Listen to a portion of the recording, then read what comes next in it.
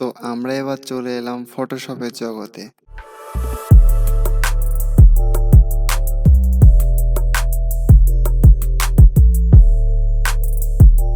এখানে প্রশ্ন হলো, আপনি ফটোশপ কেন শিখবেন, ফটোশপ কি কি কাজে ব্যবহৃত হয় এবং ফটোশপ কি।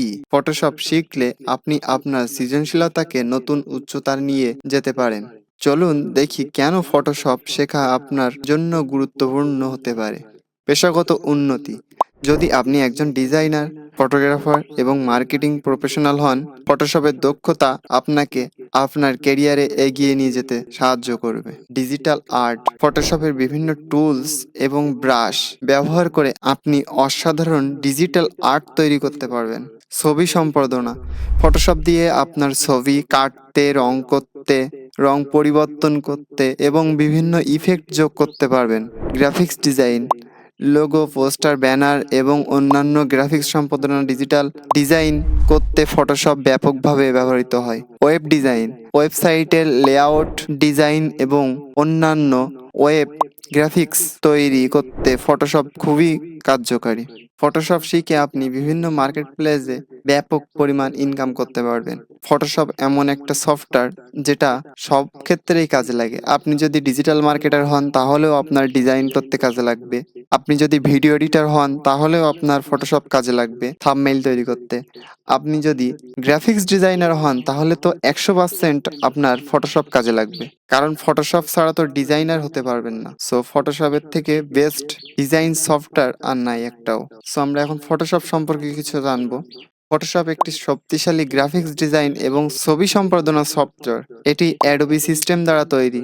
প্রথমে 1988 সালে এটি মুক্তি পায়। ফটোশপ বর্তমানে বিশ্বব্যাপী ডিজাইনার, ফটোগ্রাফার এবং শিল্পীদের মধ্যে অত্যন্ত জনপ্রিয় একটি সফটওয়্যার। তাহলে আপনার কম্পিউটার নিন, ফটোশপ খুলুন এবং আমাদের সৃজনশীল যাত্রায় যোগ দিন।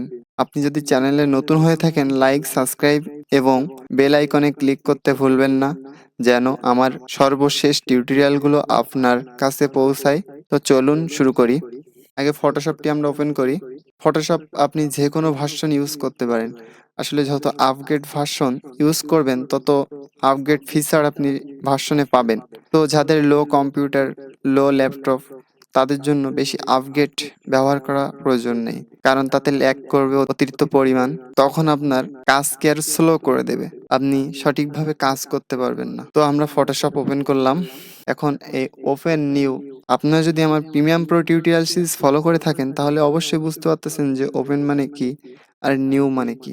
নিউতে আমরা কি কি কাজ পাবো, কি কি পাবো, আর ওপেনে আমরা কি কি পাবো।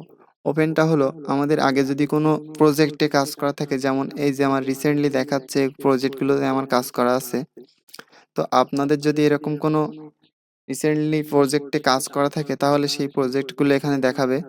আর যদি কাজ করা না থেকে থাকে তাহলে দেখাবে না এটা। আপনাদের যদি সম্পূর্ণ নতুন হয় তাহলে রিসেন্টলি কোনো কিছু দেখাবে না। সো তার আগে আমি একটু দেখাই আমার ফটোশপের ভার্সনটা।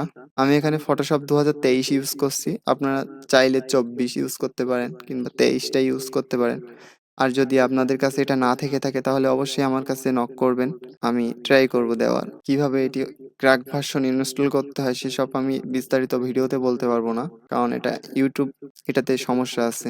তো আপনি চাইলে পার্সোনালি এটা নক দিয়ে শুনতে পারেন। তো এখানে আমরা একটা নিউ ডকুমেন্ট তৈরি করে দেখাবো। নিউ এ ক্লিক করলাম। এখানে অনেকগুলো কাস্টম সাইজ আছে।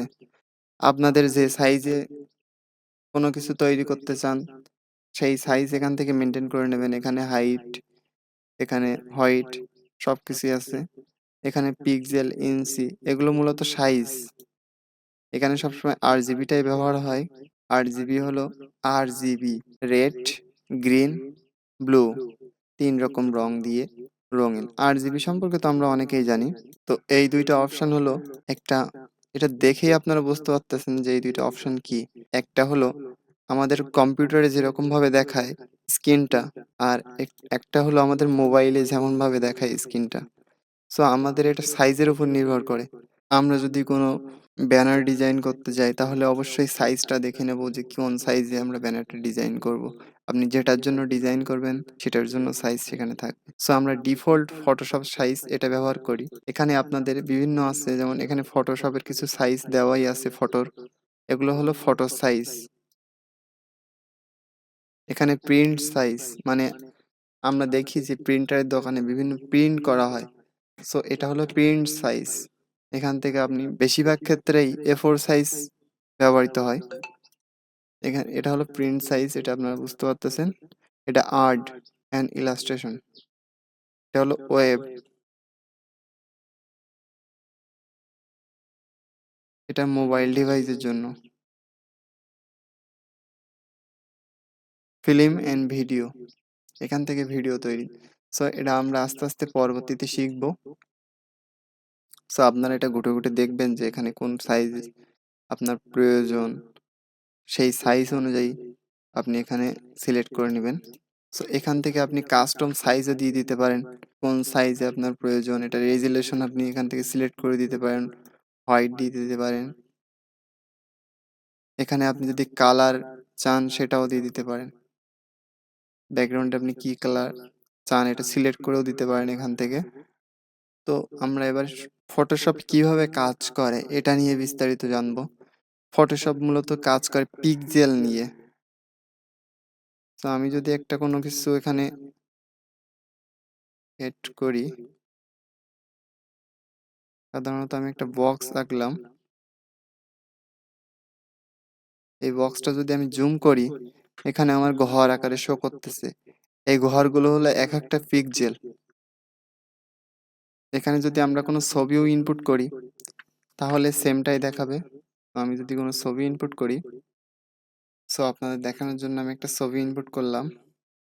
ছবিটা আসলে 4K রেজুলেশনের, সেজন্য একটু লেট হচ্ছে। জি, আমি এখানে একটা ছবি ইনপুট করলাম, আপনারা দেখতে পাচ্ছেন। তো আমি ছবিটাও যদি ওরকম জুম করি তাহলে দেখতে পাচ্ছেন এখানে আমার ফেটে ফেটে যাচ্ছে, একটা বক্স আকারে শো করতেছে। এইগুলো তো মূলত পিক্সেল, এইগুলোই মূলত পিক্সেল। সো এখানে দেখেন একটা বক্স আকারে শো করতেছে। ফটোশপে পিক্সেল নিয়ে কাজ করে। এবার আমরা বিভিন্ন টুলস বার সম্পর্কে দেখব। সো আমরা এবার এটার বিভিন্ন বার সম্পর্কে জানবো। এই যে উপরে দেখতে পাচ্ছেন ফাইল, এডিট, ইমেজ, লেয়ার, এটা হলো মেনু বার। তারপরে এই যে নিচের যে লাইনটা দেখতে পাচ্ছেন এটা হলো অপশন বার। সো এখান থেকে আমাদের বিভিন্ন অপশন সিলেক্ট করতে পারবেন শর্টকাটে। তারপরে এই পাশে যেটা আছে এটা হলো টুল বার। এখান থেকে আমরা বিভিন্ন টুলস অ্যাড করতে পারবো। এটা আপনাদের এরকমও থাকতে পারে, তো আমার জায়গা অনেক কম, সেজন্য আমরা এটা ছোট করে রাখছি। চাইলে আপনি এখান থেকে বিভিন্ন টুলস অ্যাড করতে পারেন।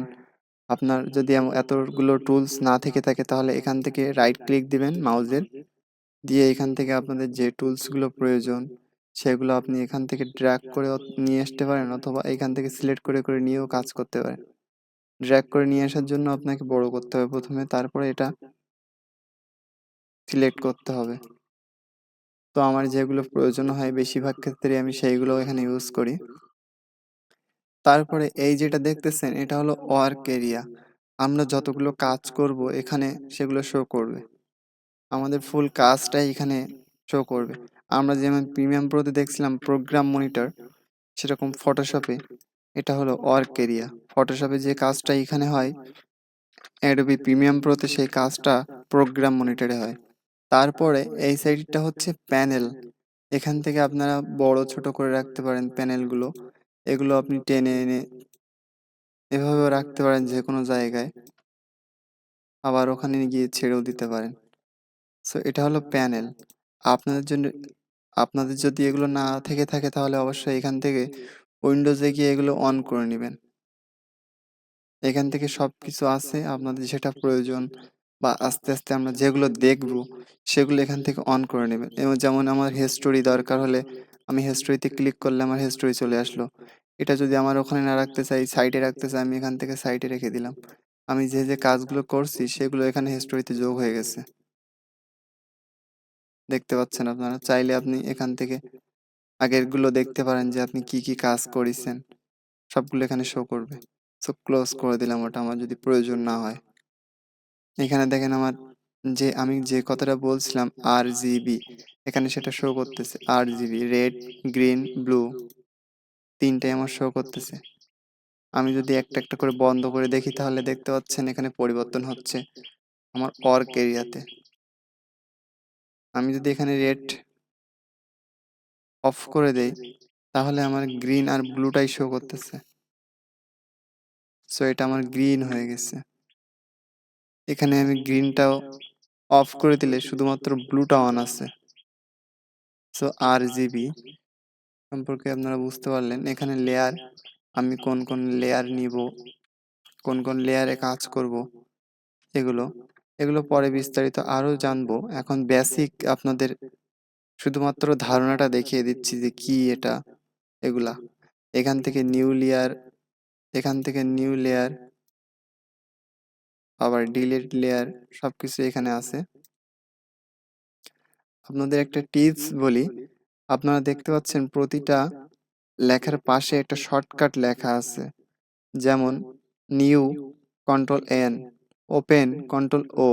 আপনারা এগুলো কাজের সময় খেয়াল করবেন, আপনাদের কাজ তাহলে আরো দ্রুত করে তুলবে, আরো সহজ করে তুলবে। আপনাদের খোঁজা লাগবে না কোনো কিছু, কিবোর্ডে শর্টকাট ইউজ করে এগুলো ইউজ করতে পারবেন। যেমন এখানে আমি যদি Ctrl+N চাপ দিয়ে দেই তাহলে আমার সেই ডকুমেন্ট সেটিংস চলে আসলো। এখান থেকে আমি আরেকটা ডকুমেন্ট নিয়ে নিতে পারবো যে কোনো সময় এই সাইটে। এখান থেকে এক এক করে সবগুলো টুলসের আমরা কাজ জানবো। আজকে শুধুমাত্র এই বেসিক ধারণাটাই ছিল যে ফটোশপ কি এবং কিভাবে ব্যবহার করতে হয়। তো আমরা এক এক করে পরবর্তীতে সম্পূর্ণ টুলসের কাজগুলো দেখব। তো সবাইকে ধন্যবাদ আমার সাথে থাকার জন্য। আশা করি এই ভিডিওটি আপনার ফটোশপের প্রাথমিক ধারণা দিতে পেরেছে এবং আপনারা নতুন কিছু শিখেছেন। আপনারা যদি এই ধরনের আরো ভিডিও দেখতে চান তাহলে লাইক, কমেন্ট এবং শেয়ার করতে ভুলবেন না।